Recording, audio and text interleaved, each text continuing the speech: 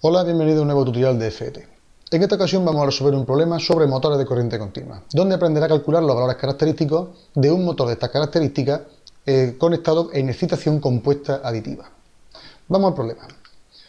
Nos dicen que un motor de corriente continua de excitación compuesta aditiva en conexión larga, de 14 caballos, 230 voltios y 52 amperios, con velocidad de giro de 1300 revoluciones por minuto, intensidad de excitación en derivación de 1 amperio, tiene una resistencia de inducido de 0,25 ohmios, una resistencia del devanado auxiliar de conmutación de 0,25 ohmios y una caída de tensión por las delgas del colector de 0,9 voltios en cada uno de los extremos de conexión de las delgas del colector. La resistencia del devanado de excitación en serie es de 0,18 ohmios y la del devanado de excitación en derivación 200 ohmios.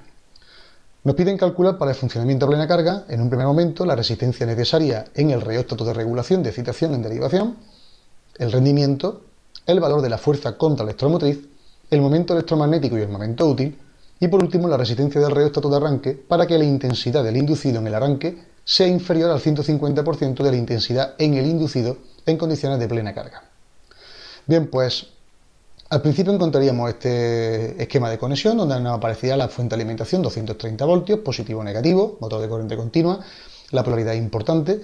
Tenemos nuestro inducido, aquí en los extremos donde aparece el inducido, donde el motor conecta con los cables, tanto para la parte del circuito de conmutación como la parte del circuito del reóstato de arranque.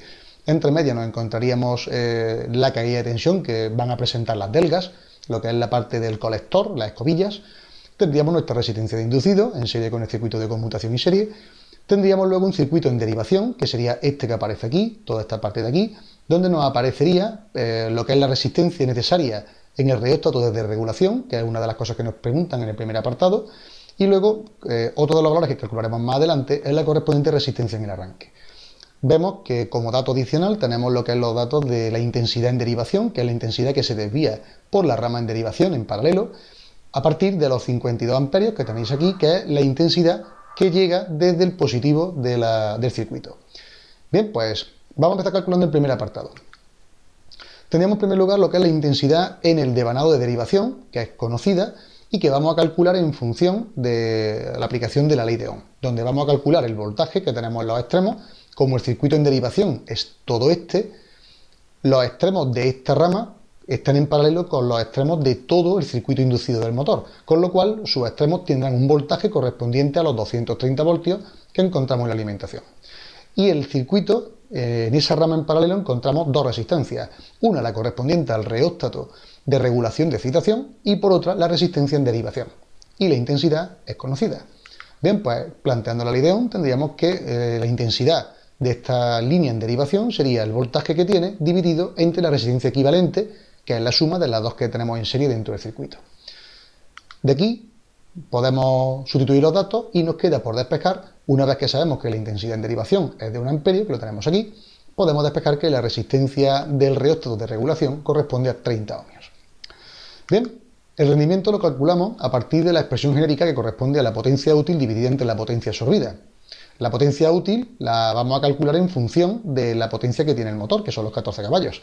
Y la potencia absorbida la vamos a calcular a partir de lo que demanda de la red nuestro motor, que serían los 230 voltios en cuanto a tensión de alimentación y una intensidad de 52 amperios, que es lo que necesita absorber para poder producir esa potencia útil de 14 caballos.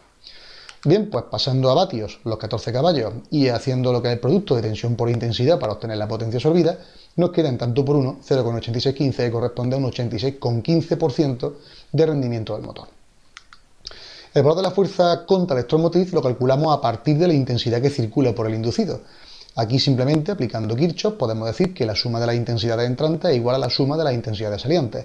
La intensidad entrante corresponde a los 52 amperios que tenemos de alimentación al motor, pero de ellos una parte, 1 amperio, va por el circuito de derivación, quedando la diferencia, 51 amperios, recorriendo todo el circuito del inducido.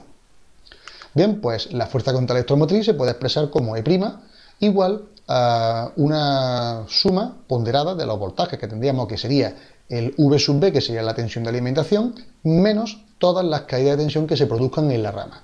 ¿Cuáles son las que se producen? Bueno, pues en primer lugar, una intensidad de inducido que recorre todo este circuito conectado en serie y toda la resistencia que están en ese circuito conectadas en serie se sumarán para obtener la resistencia equivalente multiplicada por la intensidad y generar entonces una caída de tensión equivalente. ¿Cuáles son las resistencias que están en serie? Pues aparecería una resistencia de inducido, una resistencia de conmutación y una resistencia en serie que excluye, en este caso, la resistencia de arranque, puesto que estamos hablando que es un momento a plena carga, con lo cual no estamos evaluando el instante de arranque. Bien, todas esas resistencias multiplicarlas por la intensidad, convertimos el valor en voltaje y nos quedaría por restarle adicionalmente la caída de tensión que se produce en cada una de las escobillas que presentaría la conexión del motor. Como cada caída de tensión son 0,9 voltios, pues tendríamos dos veces esos 0,9 voltios. Bien, pues sustituyendo los datos correspondientes, la resistencia de inducido 0,25, la de conmutación 0,25, la resistencia en serie correspondiente al devanado, tendríamos 0,18, 51 la intensidad correspondiente al inducido y 2 veces 0,9 la caída de tensión en la delga, quedando un total de 193,52 voltios. Bien, el momento electromagnético y el momento útil lo vamos a calcular como lo que es la potencia electromagnética y útil dividida por la pulsación angular. Bueno, pues la potencia electromagnética la podemos calcular multiplicando la fuerza contraelectromotriz por la intensidad que circula por el inducido. La fuerza contraelectromotriz la hemos calculado en el apartado anterior, la intensidad del inducido la hemos calculado anteriormente para poder calcular esa fuerza contraelectromotriz, con lo cual el producto de estos 193,52 por estos 51 amperios nos van a dar la potencia electromagnética que necesitamos. Y luego la pulsación angular, que lo hacemos a partir de la velocidad, 1300 revoluciones partido por minuto, convirtiéndola a radianes partido por segundo, haciendo la operación de multiplicar por 2pi y dividirlo por 60. Bien, pues lo tenemos aquí y el resultado de hacer esta operación nos quedaría 72,50 newton por metro, que es la unidad en la que se mide el momento, ya que es fuerza por distancia. El correspondiente a la potencia útil, pues la tenemos igualmente, solamente que la potencia la conocemos, son los 14 caballos que tenemos, y el valor de la frecuencia angular, la pulsación angular, se calcula exactamente igual que en el apartado, en el instante anterior del mismo apartado. Con lo cual, pasando a vatios los 14 caballos y manteniendo el mismo denominador que antes, pues haciendo la operación nos quedaría 75,69 newton por metro. Bien, ¿y cuál es la resistencia entonces en el reóstato de arranque? Ahora nos estamos yendo a incorporar ya a la línea en serie que hemos dicho antes. Antes incluíamos la resistencia del inducido, la correspondiente de sistema de conmutación, más la correspondiente del sistema en serie, del circuito en serie. Ahora habrá que añadirle otro elemento más a la misma serie, que sería la resistencia de arranque, la correspondiente del reóstato de arranque. Bien, pues ese es el valor desconocido.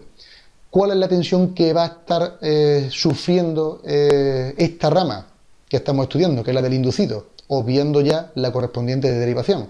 Pues sería 230 voltios menos la caída de tensión que se produzca ahí. ¿Cuál es la caída de tensión que se produce? Pues la correspondiente de las escobillas. 2 veces la tensión en las escobillas, 0,9. Y todo eso será igual a la intensidad suba, que es la intensidad que se produce en el arranque. Bien, pues tendremos dos incógnitas, la intensidad que se produce en el arranque y la resistencia del reóstato de arranque. Tenemos que calcular una de las dos para evaluar la otra. ¿Cuál es la que vamos a calcular? Pues vamos a utilizar el dato que nos facilita el apartado, y es que la intensidad de arranque del inducido en el arranque tiene que ser inferior al 150% de la intensidad en el inducido a plena carga. Es decir, la intensidad del inducido a plena carga sería la que tiene cuando está ya en régimen de trabajo habitual esta intensidad de inducido en este circuito serie. Bien, pues esta la hemos calculado y era 51 amperios. Pues nos dice que la intensidad en el arranque no puede superar el 150%, es decir, una vez y media ese valor. Bien, pues la intensidad entonces corresponde a 1,5 veces los 51 amperios que hayamos evaluado, que son 76,5. Sustituyendo este valor aquí, 230 voltios en el V sub B, 0,9 en la tensión de las escobillas, 0,25 en la resistencia del inducido y la de conmutación, y 0,18 en la correspondiente del serie, tenéis todos los datos que hemos ido calculando aquí, pues despejando la R sub A, nos queda un valor final de que la resistencia en el reóstato de arranque tiene que valer 2,3 ohmios. Y esto da por finalizado este problema. Bien, pues espero que haya sido de tu interés, muchas gracias por tu atención, y recordad simplemente que en la página principal, fdet.es, puedes encontrar este y otros problemas relacionados con esta y otras muchas categorías, ordenados para que sea mucho más fácil tu estudio. Muchas gracias por tu atención y espero verte por aquí pronto.